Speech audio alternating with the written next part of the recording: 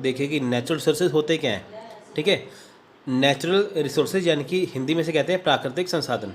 देखिए अब हमें देखिए कि नेचर की तरफ से काफ़ी ऐसी चीज़ें मिली हुई हैं जिसका हम डेली इस्तेमाल करते हैं, ठीक है। नेचुरल रिसोर्सेज कैसे कहते हैं कि वो चीज़ें जो हमें नेचर यानी कि जो हमें प्रकृति द्वारा जो मिली हुई हैं जिसका हम डेली इस्तेमाल करते हैं, ठीक है। तो जिसका हम इस्तेमाल करते हैं, जैसे आप देखिए कि उसमें आप लगाइए, ये मान के चलते जैसे धरती के ऊपर जो हमें चीज़ें मिल रही जैसे है पानी है, हवा है ना। तो इसका हम डेली इस्तेमाल करते हैं। ये क्या है, नेचुरल रिसोर्सेज हैं, ठीक है फ्रेंड्स। यानी कि धरती के ऊपर हमें जो चीज़ें कुदरत की तरफ से, नेचर की तरफ से जो मिली हुई हैं उसे कहते हैं नेचुरल रिसोर्सेज। अब देखिए इसमें क्या क्या चीज़ें आएंगी। देखिए जैसे भूमि है, यानी कि जैसे जगह है जिस पे हम रहते हैं, होता है ना, जैसे मकान जिस पे बनाया हुआ है वो जगह हमें नेचर की तरफ से है। जो पानी है वो नेचर की तरफ से है।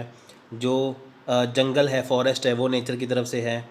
जो आप देखिए जो पशु पक्षी हैं वो भी नेचर की तरफ से ये मिले हुए हैं। पेड़ पौधे नेचर की तरफ से मिले हुए हैं। जैसे ऊर्जा के स्रोत मान लीजिए, एनर्जी लाइक देखिए एनर्जी सोर्सेज है, लाइक देखिए पेट्रोलियम है, गैस है, कोयला है। ये सारी चीज़ें कहाँ से मिली? ये इंसान ने खुद तो बनाई नहीं है, ये कहाँ से मिली है? ये नेचर की तरफ से है। यानी कि नेचुरल रिसोर्सेज वो रिसोर्सेज हैं जो हमें नेचर की तरफ से यानी कुदरत की तरफ से हमें पहले से ही मिलते हैं, ठीक है। उसे बोलते हैं नेचुरल रिसोर्सेज, ठीक है फ्रेंड्स। तो अब देखिए इसकी हम देखें, यहाँ पे मैंने आपको डेफिनेशन यहाँ पे समझा दी है। तो यहाँ पे आपको मैं सीधे ही यहाँ पे इसकी टाइप्स कराऊंगा, ठीक है फ्रेंड्स। देखिए नेचुरल जो रिसोर्सेज है वो 3 तरह के होते हैं, 3 टाइप्स के। एक है renewable resources, non renewable resources और साइकिल रिसोर्सेज, ठीक है फ्रेंड्स। ये 3 तरह के हैं। रिन्यूएबल रिसोर्सेज को हिंदी में कहते हैं अक्षय संसाधन, नॉन रिन्यूएबल को कहते हैं अनविनीकरणीय संसाधन, ठीक है। साइक्लिक को कहते हैं चक्रीय संसाधन। अब देखिए पहले बात करेंगे रिन्यूएबल रिसोर्सेज की। देखिए रिन्यूएबल रिसोर्सेज होते क्या हैं? देखिए friends, resources which can be renewed along with their exploitation are always available for use.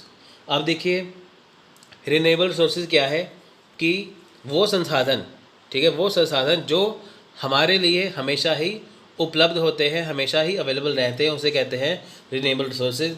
यानी कि आप देखिए कि जो चीज़ें हमारे लिए हमेशा जो है वो अवेलेबल है, hence they are called renewable resources. For example देखिए फॉरेस्ट आर रिन्यूएबल, जो जंगल है देखिए वो रिन्यूएबल है, ठीक है, वो हमारे लिए हमेशा ही उपलब्ध है। If trees are felled for wood, original forest covers में be maintain through planting new trees, example forestation. Likewise solar energy and wind energy are example of renewable resources. अब देखिए यानी कि अगर अब हम बात की जाए जंगलों की, वहाँ पे जब पेड़ लगे हुए हैं, अगर हम पेड़ों को काट ले जाए लकड़ियों के लिए, ठीक है, जैसे हमें लकड़ी चाहिए तो हम पेड़ों को काट लेते हैं। तो ये तो है ना कि एक बार पेड़ काट लिए तो पेड़ दोबारा फिर से उगाए नहीं जा सकते। अगर हम पेड़ों को काटते हैं लकड़ी के लिए, फिर नए पेड़ लगाए जा सकते हैं। नए पेड़ लगाने से क्या है, फिर से वहाँ से नए पेड़ लग सकते हैं। हम सीधा से ये मतलब निकालते हैं यहाँ पे रिन्यूएबल रिसोर्सेज क्या है कि जिन रिसोर्सेज को दोबारा से प्राप्त किया जा सकता है। आप सिंपल सा ये मतलब याद रखिए कि रिन्यूएबल रिसोर्सेज कौन से रिसोर्सेज हैं कि वो रिसोर्सेज, वो चीज़ें, वो संसाधन जिन्हें दोबारा फिर से प्राप्त किया जा सकता है। जैसे पेड़ों की लकड़ी काट लें, पेड़ काट लें तो फिर से पेड़ दोबारा से फिर से आ सकते हैं, ठीक है। जैसे हम सूरज की जो धूप किरणें हैं, जो धूप हमें है, रोज़ धूप ले सकते हैं, ठीक है। ये तो है नहीं एक बार सूरज निकला और बाद में निकला ही नहीं, ऐसा तो नहीं है। यानी कि रिन्यूएबल रिसोर्सेज कौन से रिसोर्सेज हैं जिनका हम बार बार इस्तेमाल कर सकते हैं, जो कभी ख़त्म नहीं हो सकते। जैसे पेड़ों की लकड़ी काटे पेड़ नहीं ख़त्म होंगे, सूरज की रोशनी ख़त्म नहीं होगी, हवा ख़त्म नहीं होगी, ठीक है। ये सारी चीज़ें आती हैं रिन्यूएबल रिसोर्सेज में। नॉन रिन्यूएबल रिसोर्सेज, अब देखिए इसके आगे नॉन लग गया, यानी कि वो चीज़ें हम जिसे दोबारा से प्राप्त नहीं कर सकते, ठीक है। The formation of some resources like iron, ore, coal, mineral oil etcetera has taken several thousand year. अब देखिए फ्रेंड्स, जो लोहा है, कोयला है और जितने भी खनिज हैं, मिनरल हैं, ठीक है, जितने भी तेल वगैरह हैं, इनको बहुत साल, इनको हज़ारों साल लगते हैं इनको बनने के लिए। अब एक बार इनका इस्तेमाल कर लिया जाए, एक बार इसका इस्तेमाल हम कर लें, ये दोबारा से फिर से प्राप्त नहीं हो सकते। आप देखिए पेट्रोल जो है वो निकलता ज़मीन से है, पर पेट्रोल ख़त्म होने की कगार पर है, कोयला ख़त्म होने की कगार पर है। यानी कि ये किसके अंदर आएगा, ये नॉन रिन्यूएबल रिसोर्सेज के अंदर, ठीक है। जहाँ पे रिन्यूएबल रिसोर्सेज की बात करें, इसे हम दोबारा से प्राप्त कर सकते हैं, पर नॉन रिन्यूएबल रिसोर्सेज को हम दोबारा से प्राप्त नहीं कर सकते, ठीक है फ्रेंड। जैसे आयरन है, कोयला है, ठीक है, मिनरल ऑयल वगैरह है, ठीक है। आपको एग्जांपल सीधे ही क्वेश्चन पूछेंगे, बताइए इनमें से रिन्यूएबल रिसोर्सेज कौन से हैं, नॉन रिन्यूएबल कौन से हैं, ठीक है। तो नेक्स्ट है साइक्लिक रिसोर्सेज। देखिए for resources there is no final use as they can be used continuously. For example water use in industry and domestic waste can be cleaned and used again for similar और other purpose. Such resources are given the name of cyclic resources. तो friends देखिए, cyclic resources को कहते हैं हिंदी में चक्रीय संसाधन। देखिए ये वैसे रिसोर्सेज हैं जिनका अंतिम उपयोग नहीं है, यानी कि ये नहीं है कि हमने इसका उपयोग कर लिया ख़त्म हो गया, ऐसा नहीं है, ठीक है। इनका हम लगातार बार बार उपयोग करते रहे तब भी ये ख़त्म नहीं हो सकते।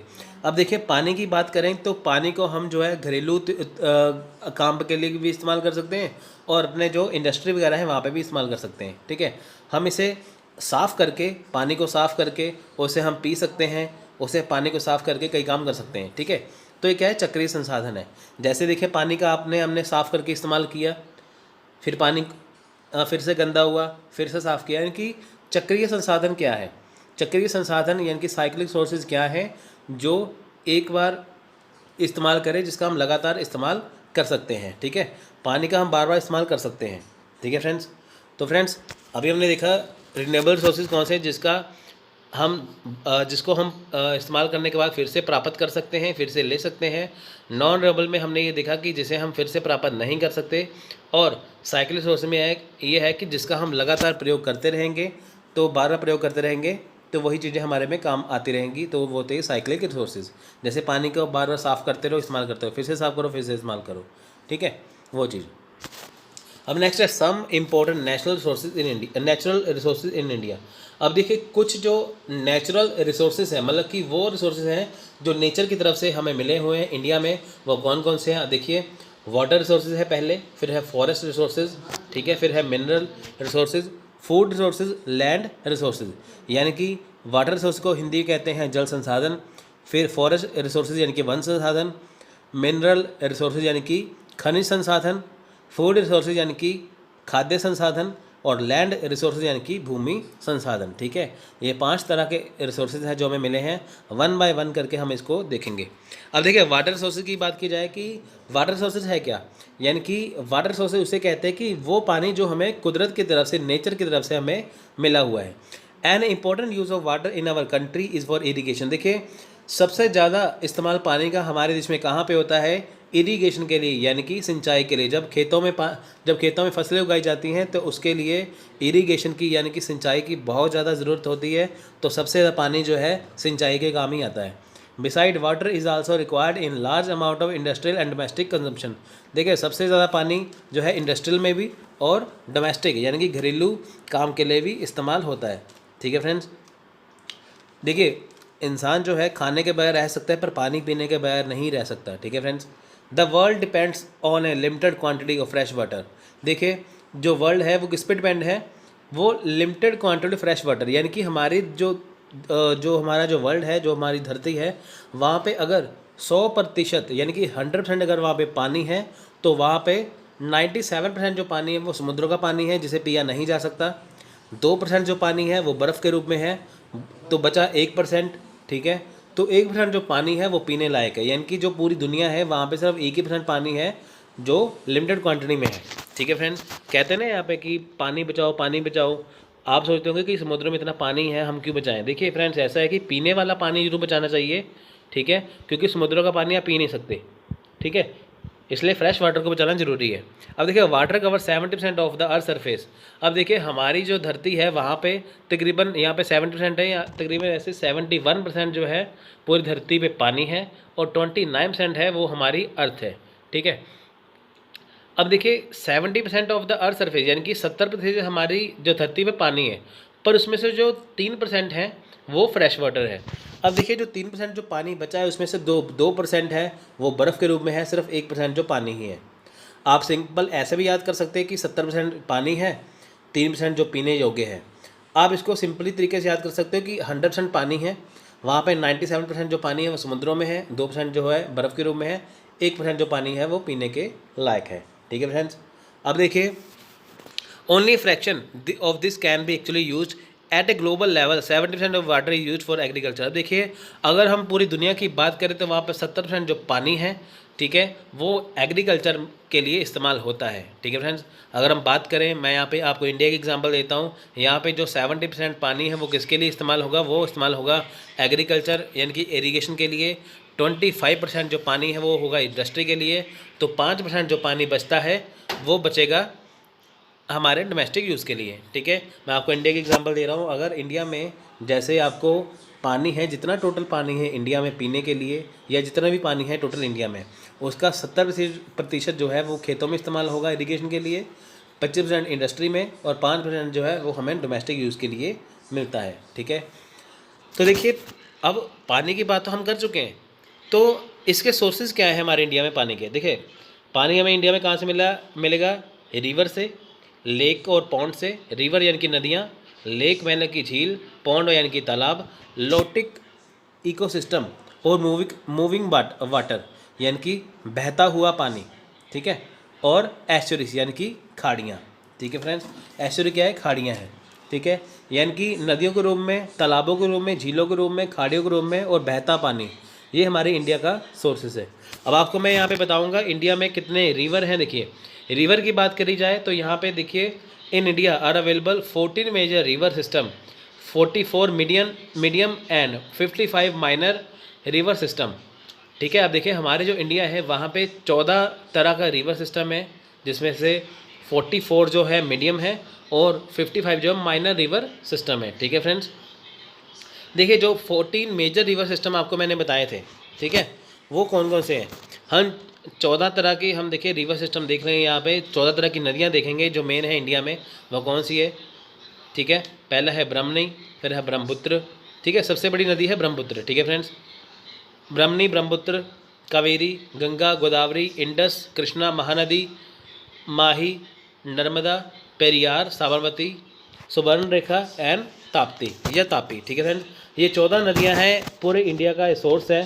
ठीक है, यहाँ पे यानी कि पूरे इंडिया की बात की जाए तो 14 नदियां जो है, इनसे ही पूरे इंडिया में पानी जो है वो मिलता है। ठीक है फ्रेंड्स, तो फ्रेंड्स देखिए, अब देखिए यहाँ पे बात की जाए, Brahmaputra, Ganga and Indus basin along with Godavari are covered 50% of country of water resource of river। देखिए, गोदावरी के साथ ब्रह्मपुत्र है, गंगा है, जो इंडस यानी कि सिंधु जो नदी है, उसके जो वाटर सोर्सेज यानी कि जो जल संसाधन है, वो देश का 50% जो है वो पानी को कवर करेगी। यानी कि ब्रह्मपुत्र, गंगा, ठीक है, ब्रह्मपुत्र, गंगा, इंडस जो है और गोदावरी, इसको 4 नदी को मिलाया जाए तो ये हमारे जब देश में अगर 100% पानी है तो 50% पानी इससे कवर हो जाता है। तो बाकी जो 50% पानी है वो 10 नदियाँ जो बचती हैं बाकी की, उसमें कवर हो जाता है। ठीक है फ्रेंड्स, ठीक है फ्रेंड्स, तो चलिए नेक्स्ट करते हैं हम। ये तो हुई नदियों की बात कि हमारे देश में जो नदियाँ हैं उसका सोर्सेज है, यहाँ पे हमें पानी जो मिलता है नदियों के। अब हम बात करेंगे लेक एंड पॉन्ड की। देखिए, लेक होती है झील, पॉन्ड होता है तालाब। ठीक है, देखिए, stationary pool of water which is surrounded by land and apart from any river और other outer outlet that serve to feed और drain the lake. The body of water must have a limited size of 5 एकड़, 12 एकड़, 20 एकड़ और 99 एकड़ और मोर। अब देखिए, जो लेक है, जो झील है, वो 5 एकड़, 12 एकड़, 20 एकड़ और 99 एकड़ या उससे ज़्यादा जगह का कवर करते हैं। उसमें वो उसका साइज़ लिमिटेड होता है।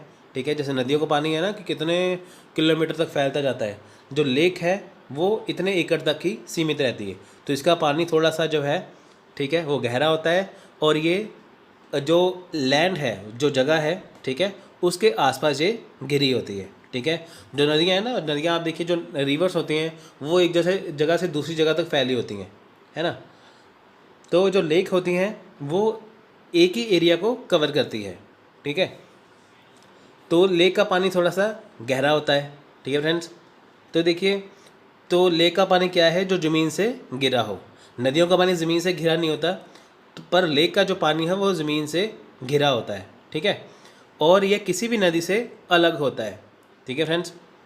तो नेक्स्ट है तालाब यानी कि pond. Pond must have a characteristics such as light penetrated to the bottom of the water body of the water shallow enough for rooted water plants to grow throughout and bodies of water lack wave action on the shore line. अब देखिए तालाब की बात करें तो इसकी हिंदी में आपको बताता क्या है। देखिए तालाबों में जल निकाय के नीचे प्रकाश में प्रवेश, पानी के लिए पौधों के लिए प्राप्त उथले पानी के लिए विशेषता होनी चाहिए। देखिए तालाब की बात करूं, तालाब में क्या है, तालाब इतना गहरा नहीं होता। ठीक है, ये उतना होता है कि जैसे आप इसमें कोई जो है वो जो पौधा है वो पेड़ है वो इसमें लगा सकते हो। ठीक है फ्रेंड्स। तो लेक है वो झील है वो थोड़ी सी गहरी होती है, जो तालाब है उसमें पानी थोड़ा सा कम रहता है, झील जितना जो लेक जितना जो गहरा नहीं होता उसे कहते हैं तालाब। ठीक है फ्रेंड्स, इसमें आप पेड़ पौधे वगैरह लगा सकते हो। तो नेक्स्ट देखिए, नेक्स्ट है लोटिक इकोसिस्टम। ठीक है, लोटिक इकोसिस्टम यानी कि बहता पानी। देखिए moving water lotic ecosystem include river streams and related environment there they are of various size of ranging of from Ganga, Yamuna, Hindan, Kali Nadi, Satluj, Gomti, etc. to trickle of a small spring. Likewise, there is a distinction on the basis of flow. On the other hand, there are ragging torrents and waterfalls. On the other hand, the river whose flow is so smooth as to be almost unnoticeable. Every river varies considerably over its length and as it charge from a mountain brook to a large river. तो friends देखिए lotic ecosystem क्या है। देखिए जो बहता हुआ पानी है, जो चलता हुआ पानी है, ठीक है, उसमें क्या क्या शामिल है। उसमें है नदियां हैं। ठीक है, नदियों के साथ साथ क्या है, देखिए नदियां हैं उसमें, जैसे आप नदी की बात करें तो गंगा है, जमुना है, हिडन है। ठीक है, हिडन नदी है, तो काली नदी है, सतलज नदी है, गोमती है। ठीक है, इससे लेकर क्या है, इससे छोटे झरने तक, यानी कि ये छोटे झरने तक के हैं।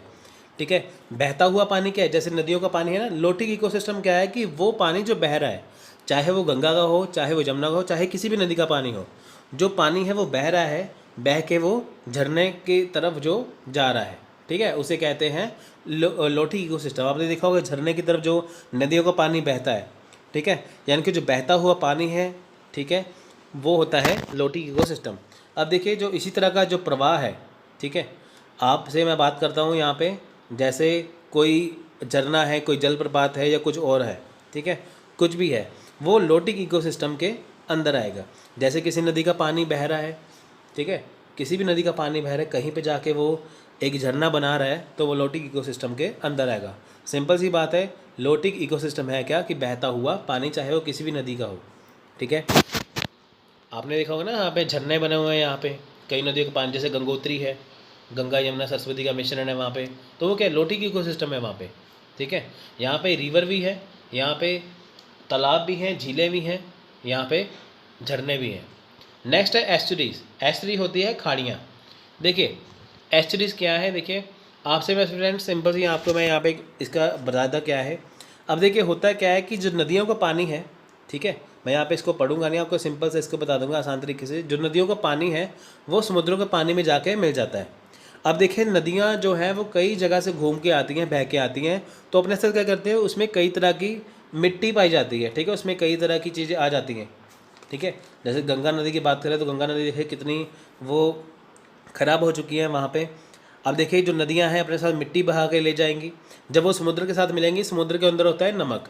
ठीक है, तो वो आपस में जब पानी जो मिक्स होता है, यानी कि हम सीधी सी बात करें, जो नदियों का पानी हम इस्तेमाल करते हैं वो है मीठा पानी, जब वो समुद्रों के खारी पानी से मिलेगा तो वो आपस में जब मिलेगा तो उसमें क्या होगा, उसमें मीठा पानी और खारा पानी दोनों आपस में जब मिक्स हो जाएंगे, आपस में मिक्स होने के बाद उनमें भारीपन और हल्कापन आ जाएगा। ठीक है, अब आप देखिए जो खारा पानी है वो थोड़ा सा भारी होता है। ठीक है फ्रेंड्स, ठीक है फ्रेंड्स, यहाँ पे आप देखिए कि जो नदियाँ हैं, नदियाँ अगर मान लीजिए अपने साथ कोई किसी तरह की मिट्टी बहा के ले गई है, ठीक है, कुछ भी बहा के ले गई है, अगर वो मिक्स होगी तो वो पानी में भारा हो जाएगा। ठीक है, अगर मैं ताज़े पानी की बात करूँ वो खारे पानी की तुलना में थोड़ा सा हल्का होता है। यानी कि समुद्र का जो खारा पानी है वह भारी है, नदियों का पानी है जो वो हल्का है। इसके कारण क्या है, इसके कारण क्या है, एक परत बन जाती है। ठीक है, परत बनने से क्या है, जो भारा भारा पानी है वो हैवी वाटर है जो वहीं पे रह जाता है, हल्का पानी आगे निकल जाता है, जिससे क्या है एस्चुरीज यानी कि खाड़ी का निर्माण होता है। ठीक है, यानी कि एस्चुरीज में कौन से पानी है, कौन सा पानी, इसमें एस्चुरी कैसे कहते हैं कि जब समुद्रों और नदियों का पानी आपस में मिल जाता है, मिलने के कारण जब हैवी वाटर और जो दूसरा हल्का जो पानी होता है वो आपस में जब मिक्स होते हैं तो जो भारा पानी वहीं पे रह जाता है, तो हल्का पानी आगे चला जाता है, तो जिसके कारण क्या है एक जगह पानी इकट्ठा हो जाता है, जिसे हम एस्चुरीज बोलते हैं। ठीक है, तो नेक्स्ट देखिए, ये तो था पानी का रिसोर्सेज। ठीक है, जो हमें नेचर की तरफ से पानी वाटर रिसोर्स मिला हुआ है, वो आपको मैंने यहाँ पे बता दिया इंडिया में कई तरह से पानी कहाँ कहाँ से मिलता है। अब देखिए हम बात करेंगे फॉरेस्ट रिसोर्सेज की, यानी कि जो जंगल है हमें इंडिया में मिले हुए हैं। देखिए फॉरेस्ट क्या है, forest are one of the most important natural resources on this earth, covering the earth like a green blanket. These forest not only produce innumerable material goods but also provide several environmental service which are essential for life। अब देखिए जो जंगल है, ठीक है, जो जंगल है वो हमें कुदरत की देन है। जंगल हमारे लिए बहुत ज़्यादा अच्छा है, हमारे लिए बहुत ज़्यादा काम में आते हैं। पहली बात तो ये है कि जो धरती है, ठीक है, ये एक धरती के ऊपर ग्रीन ब्लैंकेट की तरह है। ठीक है, ग्रीन ब्लैंकेट की तरह है यहाँ पे। तो जंगल से हमें ना सिर्फ मटेरियल गुड्स मिलता है, ना सिर्फ हमें ये नहीं कि जंगल से हमें लकड़ियाँ मिल रही हैं, लकड़ियों के अलावा हमें कई तरह से इन्वायरमेंटल सर्विसेज भी मिलती हैं। ठीक है, अब मान लीजिए कि यहाँ पे कोई अगर जंगल हो ही ना, तो उसमें से फटाफट वहाँ पे देखना जो भी अर्थक्वेक आते हैं, भूकंप आते हैं, बाढ़ आती है, कुछ भी आती है, वो ज़्यादा आने लगेंगे। ठीक है, जंगलों की वजह से ये सब काफ़ी हद तक रुके रहते हैं। ठीक है फ्रेंड्स, तो जंगल ना हो तो बारिश भी नहीं होगी। ठीक है, तो जंगल क्या है, जंगल है वो हमें एक प्रकृति की देन है जो हमें कई तरह से हमारे लिए ज़रूरी है। ठीक है, इससे हम अपनी मटेरियल गुड्स तो ले ही रहे हैं, साथ में हमें कई तरह से सुरक्षा भी प्रदान हो रही है। ठीक है, अब देखिए यूज़ ऑफ फॉरेस्ट। ठीक है, हम जंगलों का इस्तेमाल कैसे करते हैं, कमर्शियल यूज़। देखिए forest provide us a large number of commercial goods which include timber, firewood, pulpwood, food item. देखिए जंगल से क्या है, हमें कई तरह की लकड़ियाँ मिलती हैं, कई तरह की फूड आइटम जैसे फल फ्रूट हो गया वो मिलती है। ठीक है, टिम्बर मिलता है हमें, तो साथ में हमें पल्प वुड मिलती है। ठीक है फ्रेंड्स, अब देखिए हमें सब्जियां हैं, फ्रूट्स हैं, ठीक है, जंगलों में पेड़ लगे होंगे वहाँ से तो मिलेगा। ठीक है, लकड़ियाँ वहाँ से मिलेंगी। अगर ये सब चीज़ हो ही ना तो हमें ये सब कुछ कहाँ से मिलेगा। ठीक है, अब देखिए इकोलॉजिकल यूज़, कमर्शियल यूज़ की बात करें तो हमने कह दिया, अब हम इकोलॉजिकल यूज़ की बात करते हैं कि जंगल हमारे लिए कैसे ज़रूरी है। अब देखिए प्रोडक्शन ऑफ ऑक्सीजन, हमें यहाँ पे क्या है, ऑक्सीजन भी मिलती है।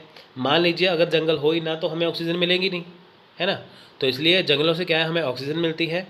रिड्यूसिंग ग्लोबल वार्मिंग, इससे क्या है ग्लोबल वार्मिंग भी जो है वो हट रही है। क्यों, आप देखिए जब जो प्लांट्स है, जो ट्रीज़ है, ठीक है, वो कार्बन डाइऑक्साइड को लेते हैं और ऑक्सीजन को छोड़ते हैं। ह्यूमन बीइंग हम क्या करते हैं कि कार्बन डाइऑक्साइड को छोड़ते हैं और ऑक्सीजन को लेते हैं। यानी कि जो पेड़ पौधों से, जो प्लांट से या ट्री से जो ऑक्सीजन निकलती है वो हम लेते हैं, जो हमारे अंदर से कार्बन डाइऑक्साइड निकलती है वो कौन ऑब्जर्व करता है, प्लांट्स ऑब्जर्व करते हैं।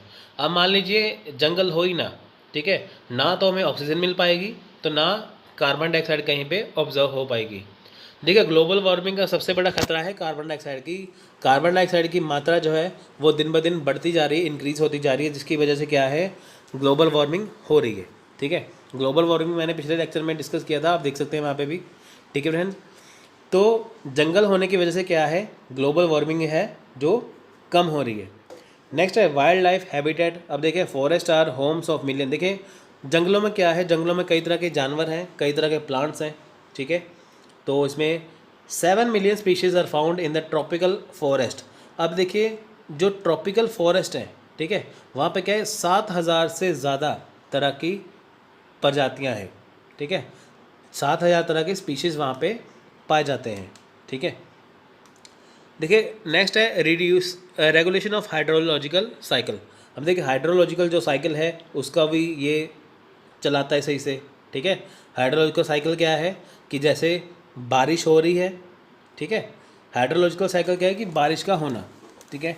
आप ये देखिए कि जंगलों में तकरीबन बारिश होती रहती है, क्योंकि वहाँ पे जब नमी बनी रहती है पेड़ों के पत्तों के ऊपर, तो वह जो सूरज जो है, जो सूर्य है, जो सन है, वो पेड़ों के पत्ते से ऊपर जो ऑब्जर्व करता है, तो थोड़े दिन बाद वहाँ पे बारिश हो जाती है, ठीक है। नेक्स्ट है सॉइल कंजर्वेशन, ठीक है। देखिए फॉरेस्ट में क्या है, सॉइल कंजर्वेशन है, ठीक है।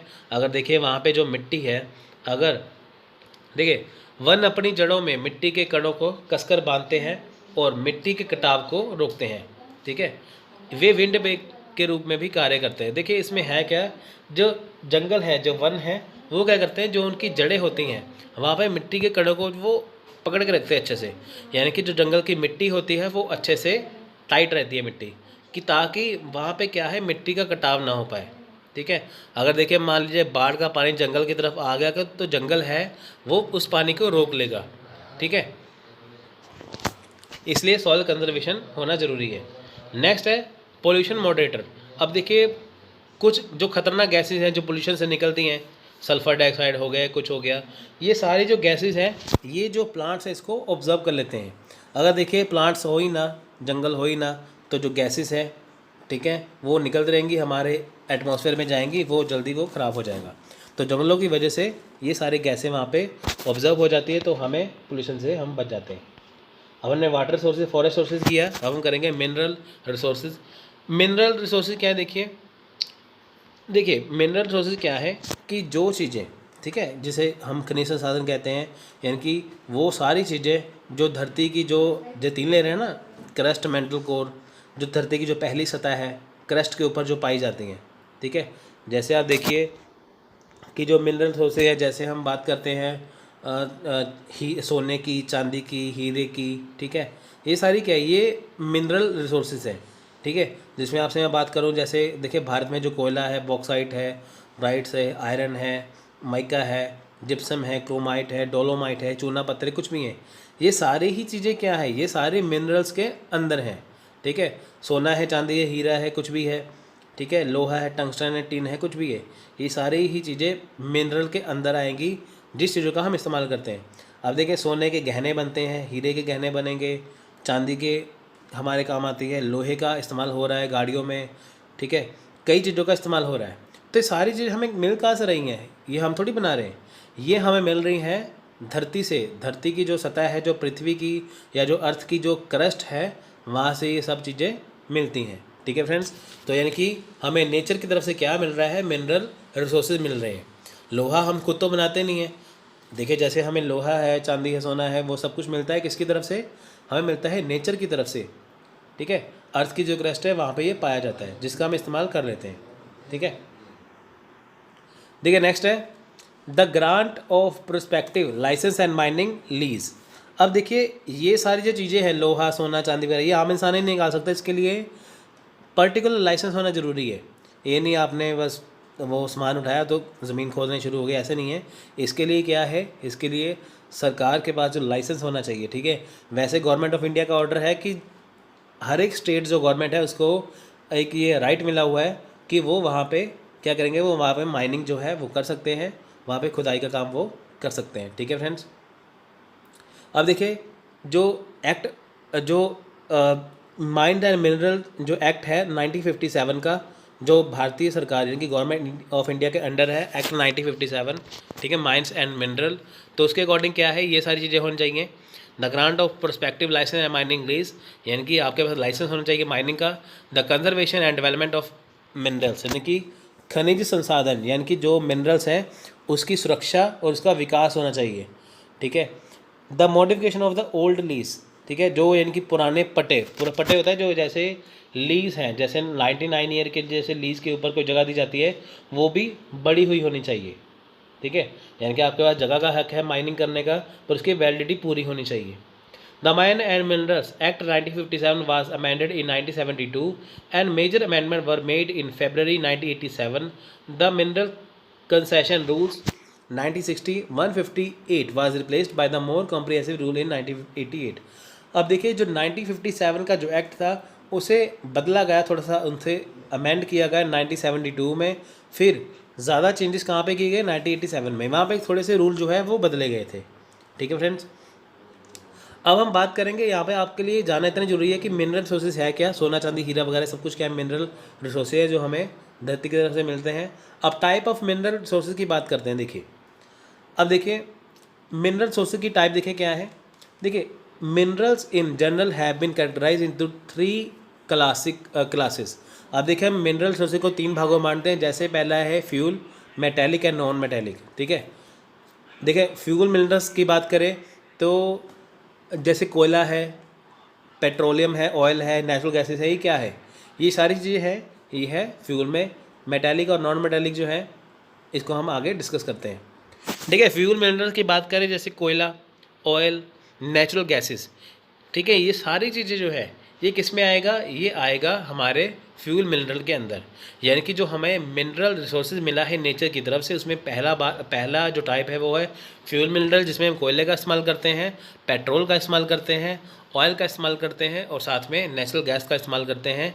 ये हमें मिला है नेचर की तरफ से। Coal is used as raw material in chemical fertiliser industry and in the production of thousand of item of daily use. अब देखिए कोयले का इस्तेमाल कहाँ पे हो रहा है, फर्टिलाइजर और केमिकल इंडस्ट्री में। डेली यूज़ की जितनी चीज़ें बनती हैं वहाँ पे इस्तेमाल हो रहा है। The state of Bihar, West Bengal, Madhya Pradesh, Andhra Pradesh and Orissa are the leading of producer of कोयल। अब देख कोयला सबसे ज़्यादा मिलता कहाँ पे है, बिहार में, पश्चिम बंगाल में, मध्य प्रदेश में, आंध्र प्रदेश और उड़ीसा में, यहाँ पे कोयला जो है वो मिलता है। Coal are mainly found in Gondwana and tertiary coal field. अब देखिए गोंडवाना में सबसे ज़्यादा कोयला मिलता है। The bulk of lignite reserve are found in and around Neyveli in Tamil Nadu. देखिए तमिलनाडु की जो जगह है नेवेली, वहाँ पे क्या है, वहाँ पे काफ़ी हैवी मात्रा में लिग्नाइट नाम का कोयला मिलता है। अब देखिए कोयले की फ्रेंड्स आपको मैं टाइप यहाँ पे बताता हूँ। कोयले की टाइप है लिग्नाइट, बिटुमिनस एंड एंथ्रासाइट। वैसे कोयले की 4 तरह की टाइप है, यहाँ पे 3 तरह की दी हुई हैं।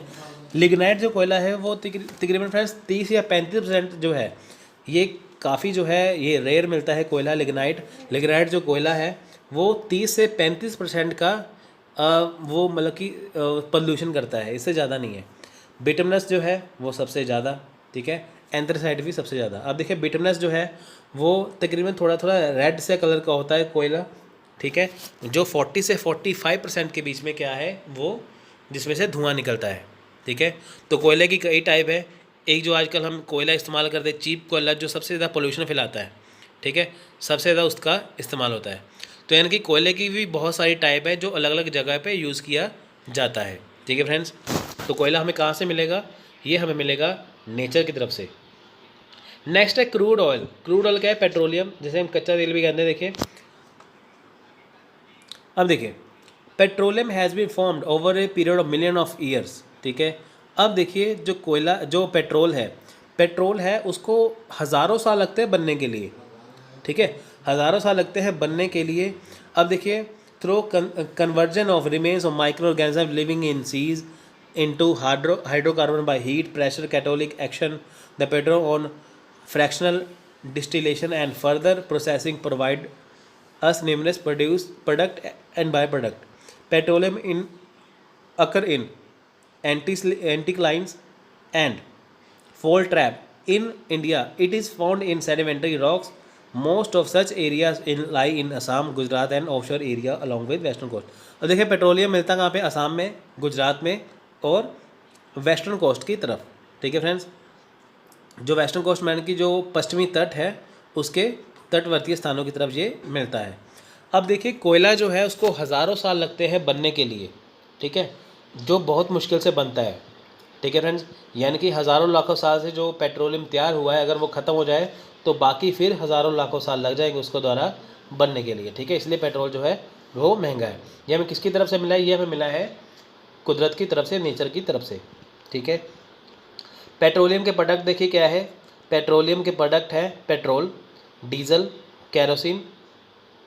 ठीक है, नेक्स्ट है नेफ्था, ईंधन इनकी फ्यूल ऑयल यानी कि ईंधन तेल, और एस्फलेट, ठीक है, जैसे डामर बोलते हैं। ठीक है फ्रेंड्स, आप देखिए जो आप वैसलीन का इस्तेमाल करते हो जिसके ऊपर लिखा होता है पेट्रोलियम जेली, अब जो वैसलीन है वो भी पेट्रोलियम से ही बनती है। ठीक है फ्रेंड्स, यानी कि पेट्रोलियम के प्रोडक्ट कौन से हैं? Petrol, diesel, kerosene, naphtha, fuel oil, asphalt या पेट्रोलियम जेली। ये सारी ही चीज़ें क्या है? ये पेट्रोलियम उत्पाद से बनाई जाती हैं। अगर पेट्रोल ख़त्म हो गया तो आप पेट्रोलियम जेली नहीं बना सकते, या आपको जो है वैसलीन भी नहीं मिलेगी। ठीक है फ्रेंड्स। अब देखिए, अब आपको मैं यहाँ पे बताऊँगा टोटल रिफाइनरीज इन इंडिया, यानी कि जहाँ पे जो तेल है वो साफ़ किया जाता है। देखिए, जो ऑयल निकालते हैं ना, जैसे ज़मीन से ऑयल निकालते, जो तेल निकलता है वो कच्चा तेल होता है, उसे साफ़ करना पड़ता है, तभी जाके वो काम के इस्तेमाल में आता है।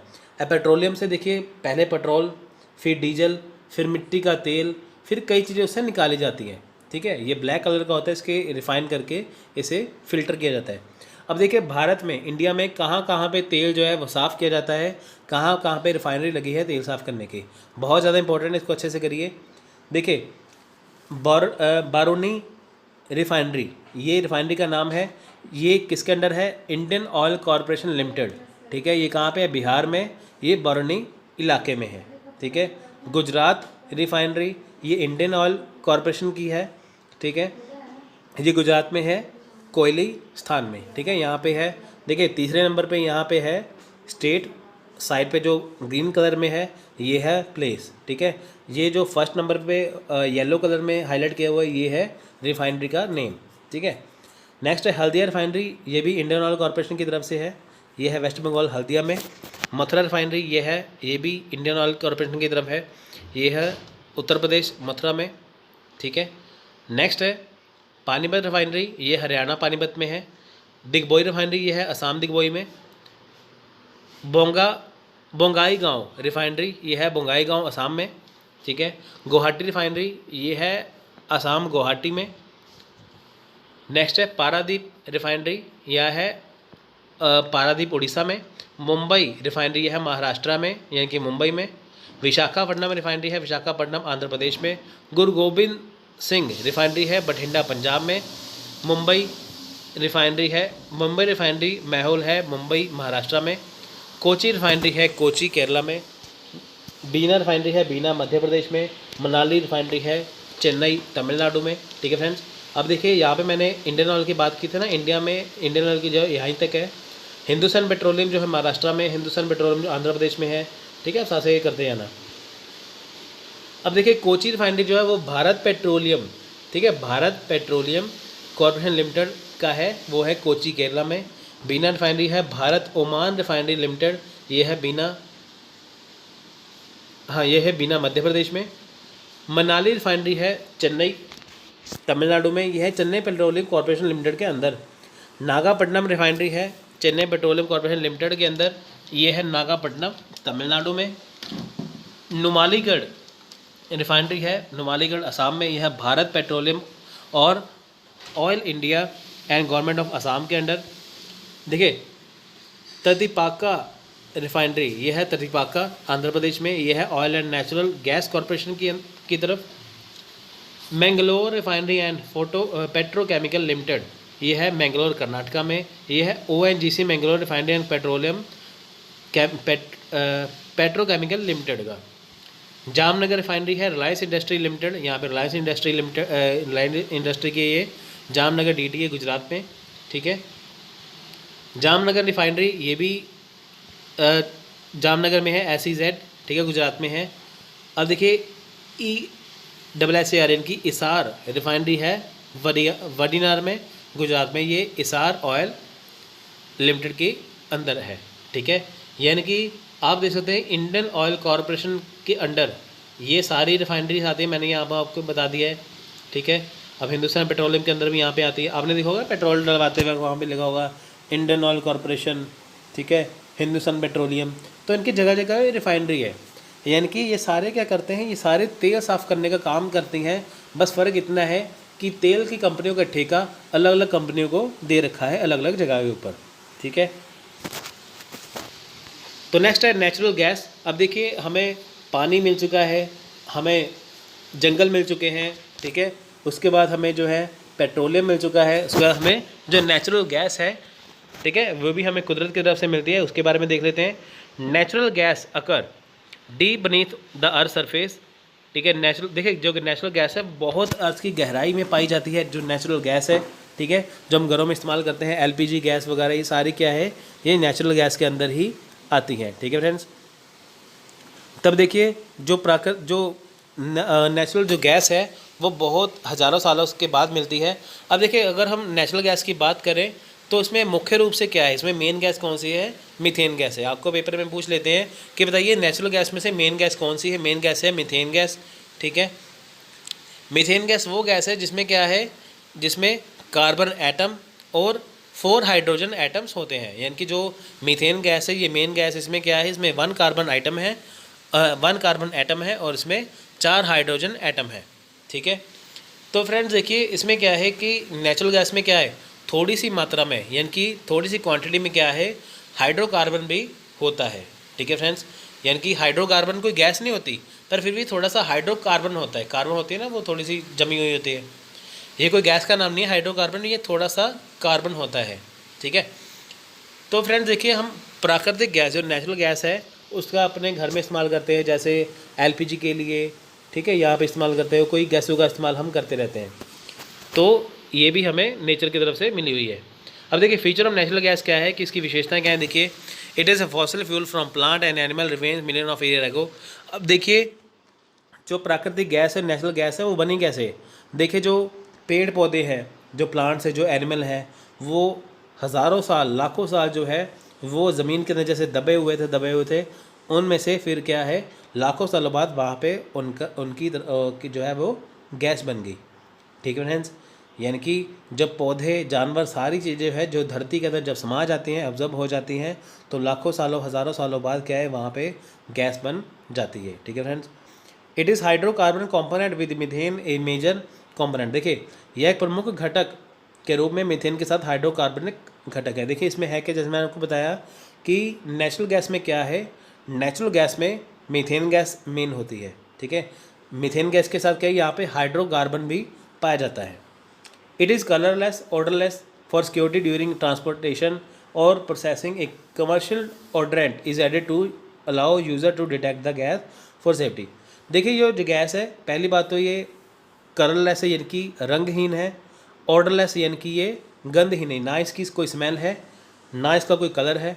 ठीक है, होता क्या है कि अगर हम इसकी सुरक्षा करनी, देखिए मान लीजिए ना इसका कोई कलर है ना इसकी कोई स्मेल है, ठीक है, अगर ये गैस ख़त्म हो जाए तो हमें पता ही लगेगा नहीं, है ना, हमें पता लगेगा ही नहीं।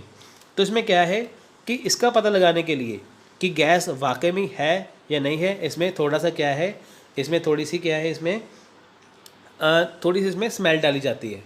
ठीक है, अब देखिए ना ही इसका कोई कलर हो ना ही इसकी कोई इसकी स्मेल हो, तो कैसे पता चलेगा कि ये गैस है।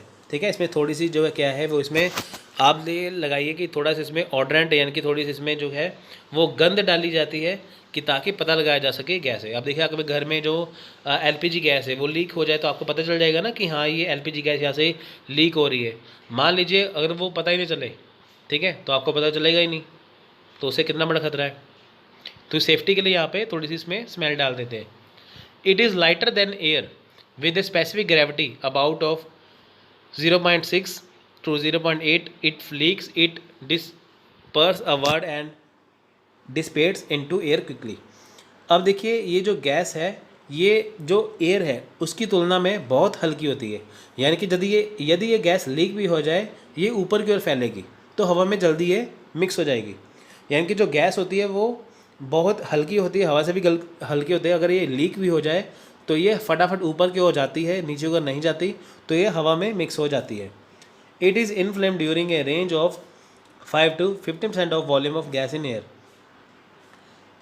यानी कि ये इनफ्लेम यानी कि ये जल नहीं सकती। अगर ये 5 या 15% जो है गैस, यानी कि 5 या 15% गैस है जो हवा के अंदर जो मिक्स हो जाए तो ये जल नहीं सकती। As it is clean fuel with cleaner burning nature, natural gas has lower environmental impact when compared with other type of fuel. देखिए इसमें क्या है, किसमें देखिए क्लीन फ्यूल की बात करें यहाँ पे, यह क्लीनर जलने की प्रकृति वाला एक स्वच्छ ईंधन है, इसलिए अन्य प्रकार के ईंधन की तुलना में प्राकृतिक गैस का पर्यावरणीय प्रभाव कम है। देखिए अन्य प्रकार की जो कई तरह के और जो ईंधन है, जैसे हम फ्यूल की बात करें, कोयला है, पेट्रोलियम है, कुछ भी है, उसके कंपेयर में एज़ कंपेयर बात की जाए जो गैस है, ठीक है, जो गैस है ये काफ़ी साफ़ मतलब कि माना गया है, यानी कि गैस को काफ़ी साफ़ माना गया है। जो कोयला वगैरह है पेट्रोलियम इसके और उसकी टाइप से काफ़ी एज़ कम्पेयर से काफ़ी साफ़ माना गया है, ठीक है। आप देखिए कोयला जलता है कितना धुआं छोड़ता है, कितना वो होता है। आप घर में अपने एलपीजी सिलेंडर लगाओगे उसका धुआं होता ही नहीं है ना। तो इनकी कहने का ये मतलब है कि नेचुरल गैस को बाकी फ्यूल से एज़ कम्पेयर काफ़ी साफ़ माना गया है जलने में। इसकी कोई, क्योंकि देखिए इसमें कोई पोल्यूशन नहीं होता। पेट्रोल जलाओ कितना धुआं निकलता है वहाँ से। अब देखिए different form of natural gas. जो नेचुरल गैस है वो डिफरेंट फॉर्म में कैसे है, देखिए जो नेचुरल गैस है कई तरह से। देखिए पाइप नेचुरल गैस, ठीक है। पाइप नेचुरल गैस कौन सी है, जैसे वाया पाइपलाइन, पाइपलाइन के जरिए जो है वो दिया जाता है, ठीक है। देखिए पाइप नेचुरल गैस और natural gas that transport via pipeline it is known in commercial term of sale gas. अब देखिए जैसे गैस बेचनी हो, जैसे एक देश से दूसरे देश में गैस का अगर उसको बेचना हो, ठीक है, उसको सेल करना हो, तो वो पाइप के जरिए, ठीक है, एक देश में पाइप है तो दूसरे देश में पाइप है, उस पाइप के जरिए वो जो गैस है वो भेजी जाती है। दूसरा है नेचुरल गैस फॉर व्हीकल। अब देखिए वो गैस है जो व्हीकल के काम आती है, जैसे सीएनजी गैस है वो व्हीकल के अंदर काम आएगी, ठीक है।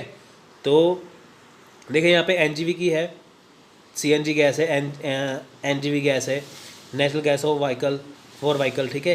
ये सारी गैस है जो वो गैस है जो सिर्फ आपके व्हीकल के काम आएगी, ठीक है। पाइप नेचुरल गैस क्या है कि अगर मैं एक देश से दूसरे देश या एक जगह से दूसरी जगह में गैस पहुंचानी तो हम पाइप के जरिए पहुंचाते हैं, ठीक है। नेचुरल गैस फॉर व्हीकल क्या है, जैसे हमें कोई व्हीकल चलानी तो उसमें गैस का इस्तेमाल होता है। लिक्विफाइड नेचुरल गैस क्या है, एलएनजी, ठीक है, जो लिक्विड फॉर्म में होती है गैस, ठीक है। जो गैस जो लिक्विड फॉर्म में होती है जो पाइपलाइन के जरिए भेजी जाती है, ठीक है, वो होती है लिक्विफाइड नेचुरल गैस यानी कि लिक्विड गैस। अब देखिए use of natural gas, natural gas का कहाँ पे इस्तेमाल होता है। There are two basic use of natural gas. देखिए fuel can be fuel we can directly use of natural gas as fuel for power generation in factories. देखिए अगर हमें कोई फैक्ट्री है अगर हम वहाँ पे इस्तेमाल कर सकते हैं, हम अपने घर में इस्तेमाल कर सकते हैं, तो नेचुरल गैस का वहाँ पे इस्तेमाल हो सकता है। हम इसको व्हीकल में भी इस्तेमाल कर सकते हैं। Produce various products through gas separation process as natural gas is made up from beneficial composition at gas separation plants those composition. देखिए गैस का इस्तेमाल हम कई तरह से कर सकते हैं। पहले ही बात तो हम व्हीकल में इस्तेमाल कर सकते हैं, कई जगह में इस्तेमाल कर सकते हैं, फिर हम इसको प्लांट्स के रूप में इस्तेमाल कर सकते हैं, ठीक है। अब देखिए मीथेन C1, मीथेन C1 कौन सी गैस है, is use for as fuel for power generation as sale gas. अब देखिए मीथेन C1 है, इसे हम फ्यूल के रूप में इस्तेमाल कर सकते हैं, ठीक है। जैसे सिलेंडर है, हाई प्रेशर जो सिलेंडर है उसके रूप में इस्तेमाल कर सकते हैं, अपने व्हीकल में इस्तेमाल कर सकते हैं मीथेन गैस। इथेन गैस जो है, ठीक है, इथेन गैस का इस्तेमाल जो है वो पेट्रोकेमिकल इंडस्ट्री में इस्तेमाल होता है, ठीक है। प्रोपेन C3 एंड ब्यूटेन जो है ये क्या है, ये वो गैस है जो पेट्रोकेमिकल इंडस्ट्री में यूज़ हो सकती है, ठीक है। ये हमारी कुकिंग गैस में भी इस्तेमाल हो सकती है, ठीक है फ्रेंड्स। देखिए C3 और ब्यूटेन इसको मिला के एलपीजी गैस जो है वो बनती है, ठीक है फ्रेंड्स। आपको क्वेश्चन पूछ सकते हैं कि एलपीजी गैस में कौन सी गैसें मिक्स है, प्रोपेन एंड ब्यूटेन, यानी कि C3 और C4 को जो मिलाते हैं तो वो बनती है एलपीजी गैस, जिसे हम कुकिंग के लिए इस्तेमाल कर सकते हैं, ठीक है। हैवियर हाइड्रोकार्बन, हैवियर हाइड्रोकार्बन क्या है, ये प्रेशर के लिए और एटमॉस्फेरिक टेम्परेचर के लिए ये गैस जो है वो इस्तेमाल की जाती है, ठीक है। इससे गैस क्या है, जैसे एटमॉस्फेयर में जैसे कई गैसें हैं, हाइड्रोजन है, ठीक है, उसके बाद जो है ऑक्सीजन है, अगर इनको सेपरेट करना हो तो किसका इस्तेमाल किया जाता है, ये किया जाता है हैवियर हाइड्रोकार्बन का। नेचुरल गैसोलाइन क्या है, ये लिक्विड फॉर्म में गैस है जिसका इस्तेमाल होता है। कार्बन डाइऑक्साइड आपको बताइए, कार्बन डाइऑक्साइड जो नेचुरल गैस है, ठीक है। अब देखिए natural gas is a fossil fuel with high efficiency and cleaning burning. अब देखिए जो नेचुरल गैस है वो फॉसिल फ्यूल है जिसे जलाने के लिए काम आता है। Natural gas reduce green house effect which is main cause of global warming. देखिए जो नेचुरल गैस है, ठीक है, वो क्या करेगा, वो ग्रीन हाउस इफेक्ट को कम करेगा। अब देखिए जैसे हम कोयले को जलाते हैं, ठीक है, पेट्रोल जलाया, कोयला जलाया, इससे जो धुआं निकलता है, पेट्रोल देखिए अगर हम किसी गाड़ी में पेट्रोल डालते हैं, वो व्हीकल जब चलता है तो उससे धुआं निकलता है, धुएं से नाइट्रोजन सल्फर डाइऑक्साइड काफ़ी गैसें निकलती हैं जो हमारे एटमॉस्फेयर में जाती हैं, जाने के बाद क्या है वो ग्लोबल वार्मिंग का हिस्सा बनती हैं। अगर जो नेचुरल गैस है उसका इस्तेमाल हम घरों में करते हैं उससे कोई पोल्यूशन नहीं होता, तो इससे ग्रीन हाउस इफेक्ट जो है वो कम हो जाता है, ठीक है friends. Natural gases high safety as the lighter than air. अब देखिए जो नेचुरल गैस है वो बहुत ज़्यादा सेफ़ है, ठीक है। ये लीक भी हो जाए तब ये हवा में मिक्स हो जाएगी, तो जिससे कोई खतरा नहीं रहेगा, ठीक है। उसके बाद हम बात करेंगे natural gas is cheaper than other type of fuel. देखिए ये सबसे सस्ती होती है, ठीक है। अगर हम नेचुरल गैस की बात करें, ये फ्यूल ऑयल या जो एलपीजी है ये काफ़ी सस्ती होती है इससे। Natural gas can add value and derive economy. अब देखिए जो नेचुरल गैस है, ठीक है, जो नेचुरल गैस है वो क्या है, वो इकोनॉमी के लिए भी काफ़ी सही है, ठीक है। अब देखिए जब नेचुरल गैस का इस्तेमाल होने लग जाए तो हमारी जो देश की इकोनॉमी है वो भी काफ़ी सही हो जाएगी, ठीक है। क्योंकि देखिए पेट्रोलियम ख़त्म हो रहा है, पेट्रोल ख़त्म हो रहा है, बाहर से इतना महंगा पेट्रोल मंगवाना पड़ता है। अगर हम नेचुरल गैस का इस्तेमाल करें तो यहाँ पे कितना अच्छा हो जाएगा। As most of the gas is produce domestically if this helps reduce energy import and save foreign currency. अब देखिए जो बाहर से हम इतना पेट्रोलियम मंगवाते, इतना कुछ करते हैं, अगर हम नेचुरल गैस का इस्तेमाल करते हैं उसको रोका जा सकता है, ठीक है फ्रेंड्स। तो इसके बाद हम बात करेंगे यूरेनियम की। देखिए in India uranium is embedded in the igneous and metamorphic rocks in Bihar, Rajasthan, Andhra Pradesh and some parts of Himalaya. Production of uranium at present is confined to the mines at Jaduguda in Singhbhum district in Bihar. अब देखिए जो uranium है, पहली बात क्या है, India में क्या पाया जाता है, यूरेनियम, ठीक है।